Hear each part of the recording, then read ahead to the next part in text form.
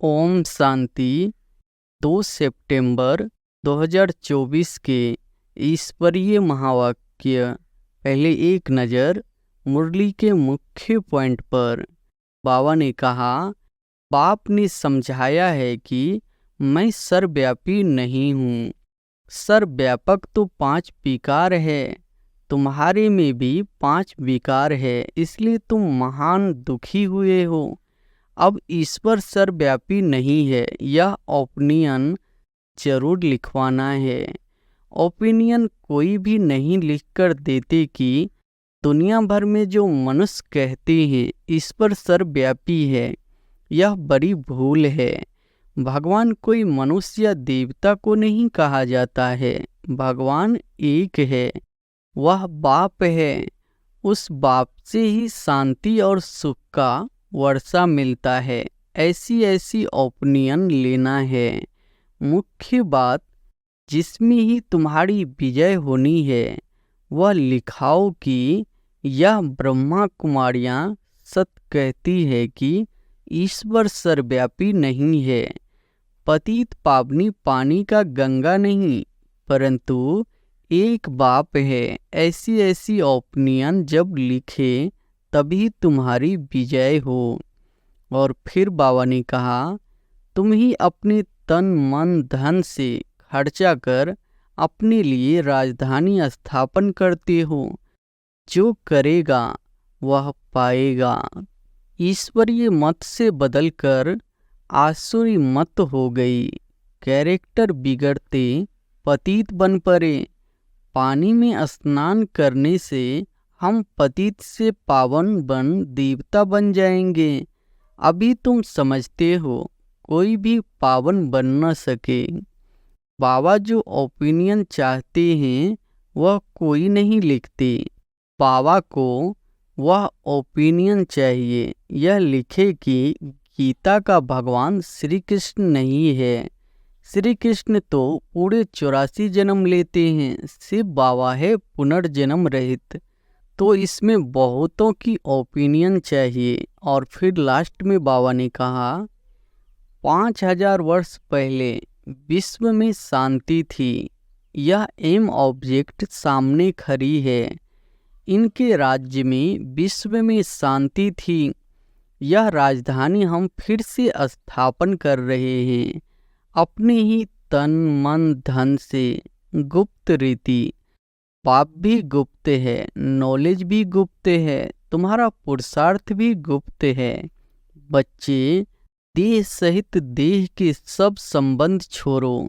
पाप नई दुनिया तैयार कर रहे हैं, उनको याद करो तो तुम्हारे पाप कट जाए।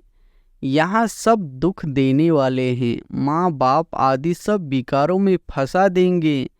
बाप कहते हैं काम महाशत्रु है, उनको जीतने से ही तुम जगत जीत बन जाएंगे। चलते फिरते बाप को याद करो। अच्छा, बड़ा रूप ही समझो बाप का, परंतु याद तो एक बाप को करो ना, तो तुम्हारे पाप कट जाए और तो कोई उपाय है नहीं। और अब सुनते हैं महावाक्यों को विस्तार से। मुरली का सार है, मीठे बच्चे, जैसे तुम्हें निश्चय है कि ईश्वर सर्वव्यापी नहीं, वह हमारा बाप है, ऐसे दूसरों को समझाकर निश्चय कराओ, फिर उनसे ओपिनियन लो। प्रश्न है, पाप अपने बच्चों से कौन सी बात पूछते हैं जो दूसरा कोई नहीं पूछ सकता है? उत्तर है, पापा जब बच्चों से मिलते हैं तो पूछते हैं, बच्चे पहले तुम कब मिले हो? जो बच्चे समझे हुए हैं वह झट कहते हैं, हाँ बाबा, हम 5000 वर्ष पहले आपसे मिले थे। जो नहीं समझते हैं वह मूझ जाते हैं।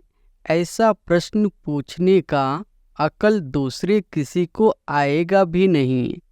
बाप ही तुम्हें सारे कल्प का राज्य समझाते हैं। ओम शांति। रूहानी बच्चों प्रति रूहानी बेहद का बाप समझाते हैं। यहाँ तुम बाप के सामने बैठे हो। घर से निकलते ही इस विचार से हो कि हम जानते हैं शिव बाबा के पास, जो ब्रह्मा के रथ में आकर हमको स्वर्ग का वर्षा दे रहे हैं। हम स्वर्ग में थे, फिर 84 का चक्र लगाकर अभी नरक में आकर पड़े हैं। और कोई भी सत्संग में किसकी बुद्धि में यह बातें नहीं होगी। तुम जानते हो हम शिव बाबा के पास जाते हैं, जो इस रथ में आकर पढ़ाते भी हैं। वो हम आत्माओं को साथ ले जाने आए हैं। बेहद के बाप से जरूर बेहद का वर्षा मिलना है।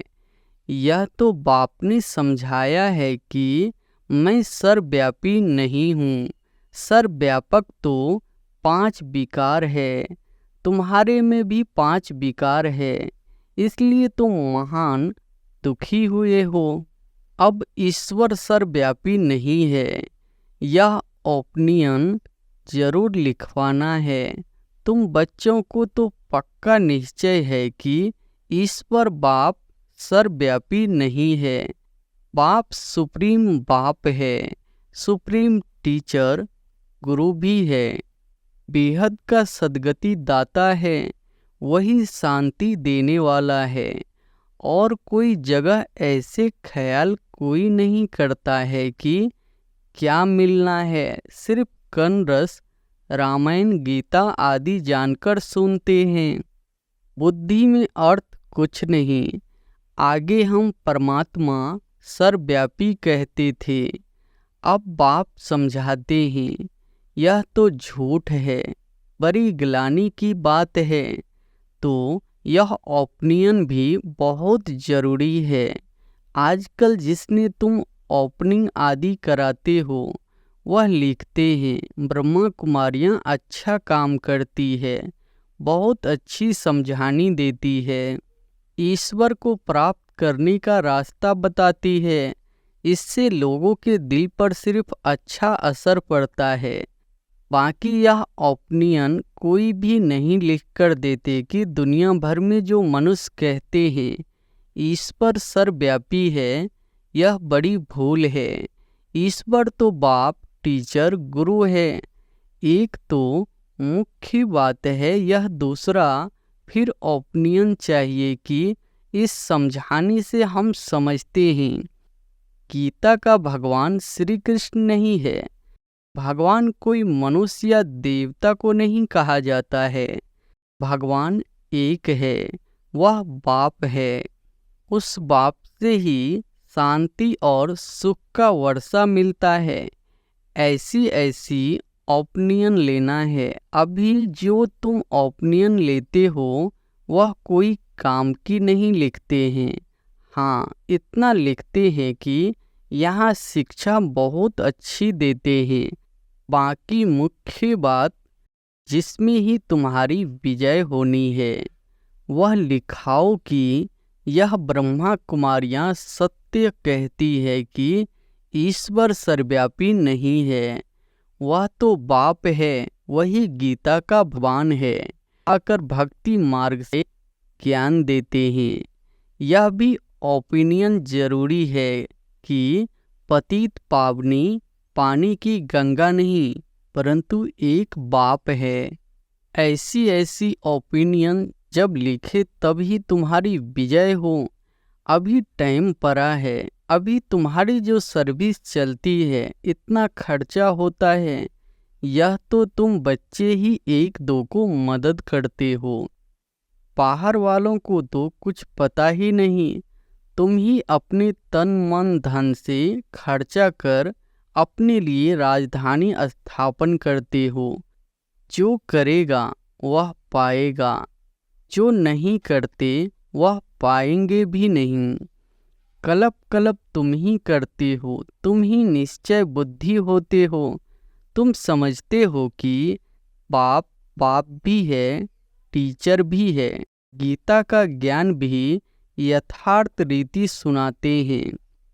भक्ति मार्ग में भल गीता सुनते आए, परंतु राज्य थोड़े ही प्राप्त किया है। ईश्वरीय मत से बदलकर आसुरी मत हो गई। कैरेक्टर बिगड़ते पतित बन पड़े। कुंभ के मेले पर कितने मनुष्य करोड़ों की अंदाज में जाते हैं। जहाँ जहाँ पानी देखते वहाँ जाते हैं, समझते हैं पानी से ही पावन होंगे। अब पानी तो जहाँ तहाँ नदियों से आता रहता है, इनसे कोई पावन बन सकता है क्या? क्या पानी में स्नान करने से हम पतित से पावन बन देवता बन जाएंगे? अभी तुम समझते हो कोई भी पावन बन न सके, यह है भूल। तो इन 3 बातों पर ओपिनियन लेना चाहिए। अभी सिर्फ कहते हैं संस्था अच्छी है, तो बहुतों के अंदर जो भ्रांतियाँ भरी हुई है कि ब्रह्मा कुमारियों में जादू है, भगाती है, वह ख्यालात दूर हो जाते हैं। क्योंकि आवाज़ तो बहुत फैला हुआ है ना।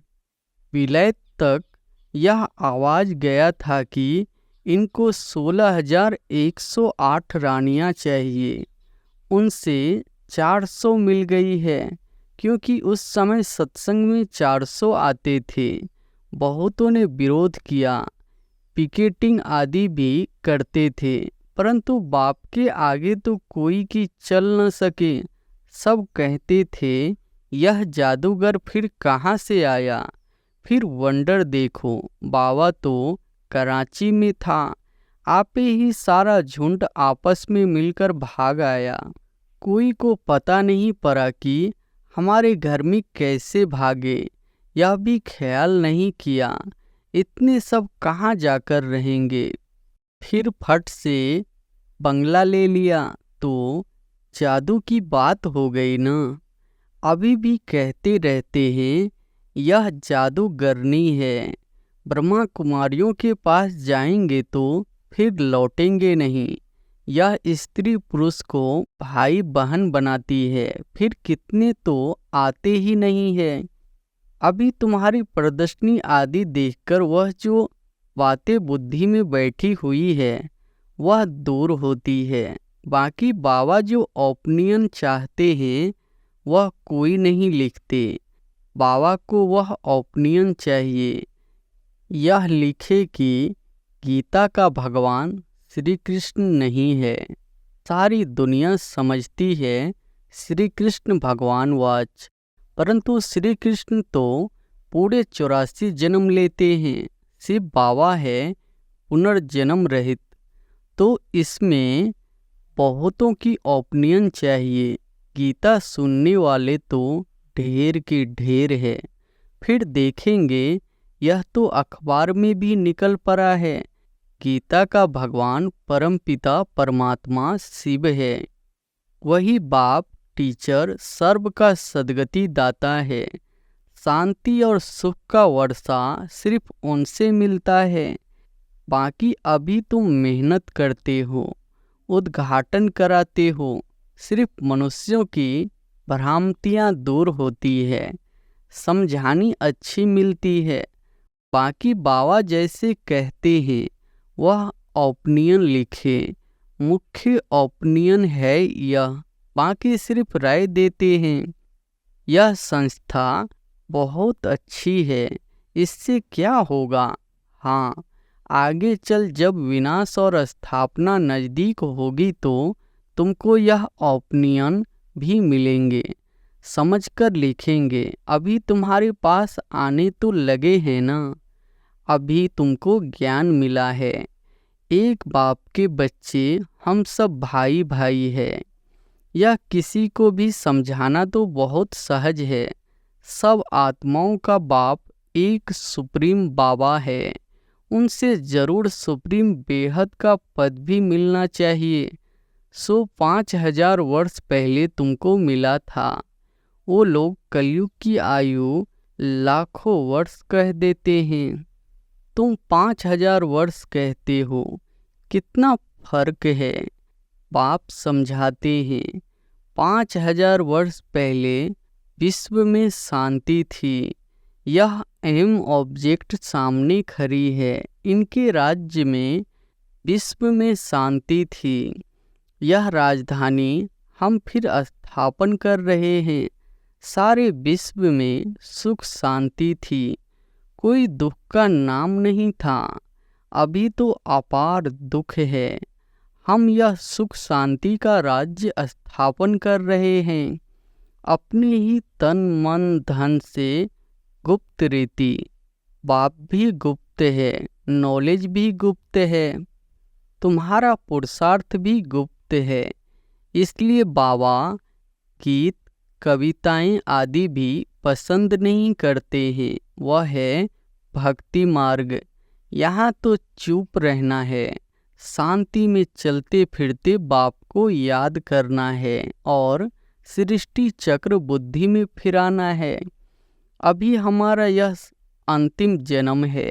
पुरानी दुनिया में फिर हम नई दुनिया में पहला जन्म लेंगे। आत्मा पवित्र जरूर चाहिए।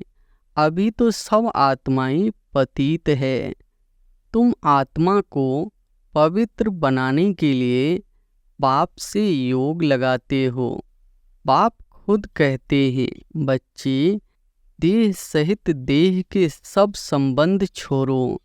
बाप नई दुनिया तैयार कर रहे हैं, उनको याद करो तो तुम्हारे पाप कट जाएं। अरे बाप जो तुमको विश्व की बादशाही देते हैं, ऐसे बाप को तुम भूल कैसे जाते हो।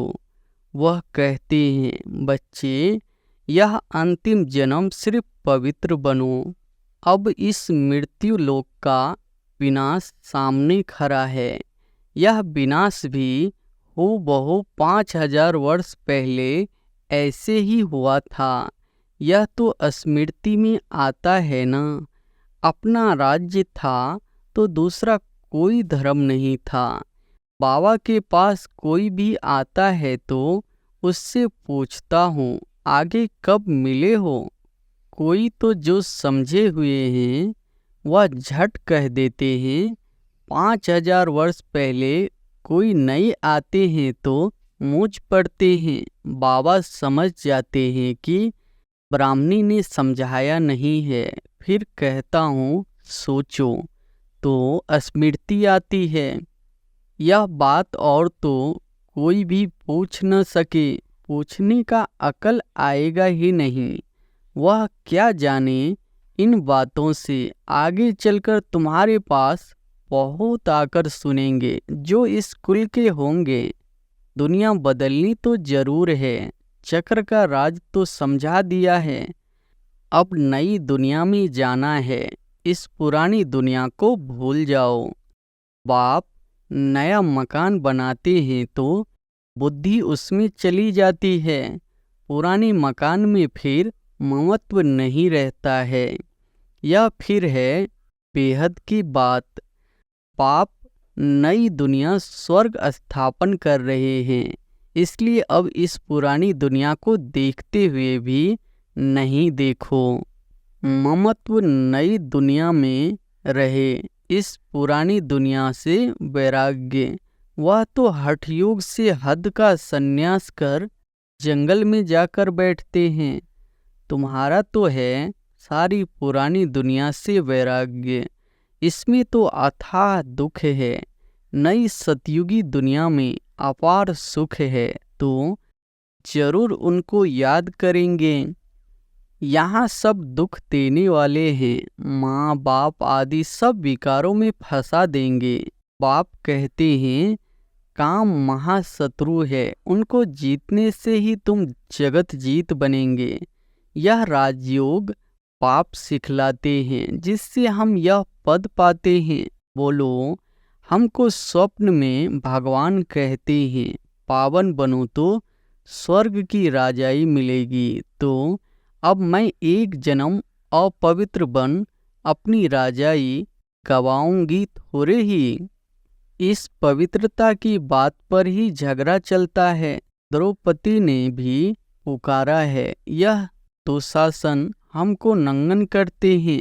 यह भी खेल दिखाते हैं कि द्रौपदी को श्री कृष्ण 21 साड़ियाँ देते हैं। अब बाप बैठ समझाते हैं, कितनी दुर्गति हो गई है, अपार दुख है ना।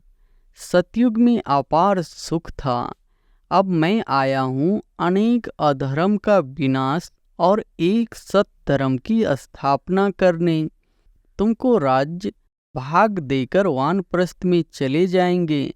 आधा कल्प फिर मेरी दरकार ही नहीं पड़ेगी, तुम कभी याद भी नहीं करेंगे। तो बाबा समझाते हैं, तुम्हारे लिए जो सबके मन में उल्टा वाइब्रेशन है वह निकलकर ठीक हो रहा है।